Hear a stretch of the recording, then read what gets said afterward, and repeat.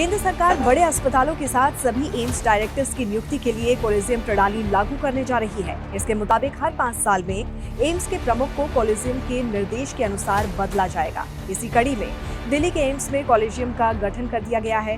क्या है ये प्रणाली और इसका असर क्या होगा, आपको बताएंगे इस वीडियो में। लेकिन अगर अभी तक आपने हमारा चैनल सब्सक्राइब नहीं किया तो फटाफट से कर लें। नमस्कार, आप देख रहे हैं जनभावना टाइम्स, आपके साथ मैं हूं अंकिता।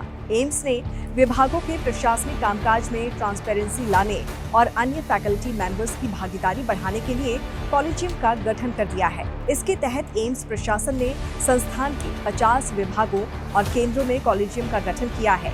इस कॉलेजियम में विभाग में नियुक्ति फैकल्टी मेंबर्स की संख्या के आधार पर 3 से 5 सदस्य शामिल किए गए हैं। इस कॉलेजियम के गठन के बाद एम्स प्रशासन ने अधिसूचना जारी कर इसे लागू भी कर दिया है। इसके बाद एम्स के सभी डिपार्टमेंट्स और सेंटर्स अब कॉलेजियम के माध्यम से संचालित होंगे और इसीलिए अब विभागों से संबंधित महत्वपूर्ण फैसले कॉलेजियम आपसी सहमति के साथ ही लेगा। जिन विभागों में फैकल्टी मेंबर्स की संख्या 9 या से कम है, उसके कॉलेजियम में वरिष्ठता के आधार पर 3 फैकल्टी शामिल किए गए हैं और जिन विभागों में फैकल्टी मेंबर्स की संख्या 9 से अधिक है, उसके कॉलेजियम में 5 सदस्य शामिल किए गए हैं।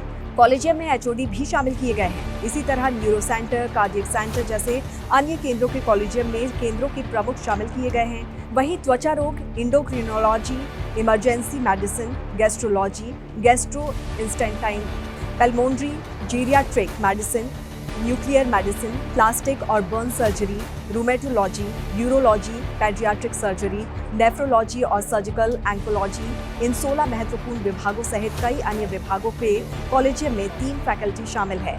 आपको बता दें कि एम्स में एचओडी की नियुक्ति में रोटेशन सिस्टम लागू करने के लिए पिछले साल एक कमेटी गठित की गई थी और इस कमेटी की सिफारिशों के बाद केंद्रीय स्वास्थ्य मंत्रालय ने रोटेशन की जगह 1 साल के लिए कॉलेजियम सिस्टम लागू करने का निर्देश दिया था। इसी को देखते हुए कुछ हफ्ते एम्स ने कॉलेजियम के गठन के लिए अधिसूचना जारी कर कॉलेजियम और विभागाध्यक्षों के अधिकारों का बंटवारा कर दिया था। इसके बाद कॉलेजियम के गठन का रास्ता साफ हो गया था। इसी क्रम में अब कॉलेजियम का गठन कर दिया गया है। कॉलेजियम के गठन के बाद एचओडी के अधिकार सीमित हो गए हैं। विभाग की ओपीडी और वार्ड में चिकित्सा सुविधाओं के विस्तार, रिसर्च और मेडिकल एजुकेशन से संबंधित मामलों पर कॉलेजियम की भूमिका अहम होगी। हर महीने इन कॉलेजियम की एक बैठक अनिवार्य रूप से होगी और इस बैठक की अध्यक्षता विभागाध्यक्ष करेंगे। मरीजों के लिए ओपीडी स्लॉट, वार्ड में bed, operation theatre, lab, fund और अलग अलग एजेंसियों से मिलने वाले ग्रांट जैसे कि संसाधनों के आवंटन के फैसले कॉलेजियम करेगा। साथ ही साथ आयुष्मान भारत, प्रधानमंत्री जन आरोग्य योजना, डिजिटल मिशन जैसे सरकारी योजनाओं के लिए भी जरूरी फैसले कॉलेजियम ही करेगा। वहीं हर रोज की एक्टिविटी से संबंधित फैसले अलग अलग डिपार्टमेंट्स के हेड और सेंटर्स के हेड खुद करेंगे।